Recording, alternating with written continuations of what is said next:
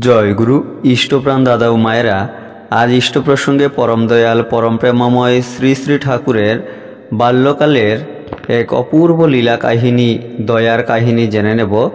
ভিডিওটি শেষ পর্যন্ত দেখবেন, শেয়ার করবেন যাতে তথ্যগুলি সবাই জানতে পারেন। সময়ে সময়ে শ্রী শ্রী ঠাকুর বাড়ির নিকটস্থ স্টিমার ঘাটে উপস্থিত থাকিতেন। কোনো যাত্রী কুলি অভাবে বিপদগ্রস্ত হইলে তিনি মোট গাঁটরি ইত্যাদি সমস্ত বহন করিয়া তাহাদের সাহায্য করিতেন। পয়সা দিতে চাহিলে শ্রী শ্রী ঠাকুর গ্রহণ না করিয়া পলায়ন করিতেন। একদা এক ভদ্রলোকের এক অত্যন্ত ভারী গাঁটরি স্টিমারে উঠাইয়া দিতে হইল।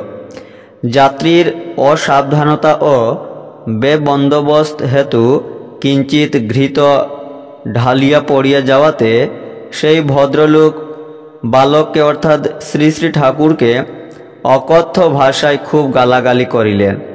বালক অর্থাৎ শ্রী শ্রী ঠাকুর হাস্য করিতে লাগিলেন। তখন সকলে বুঝিলেন বালক অসাধারণ বটে।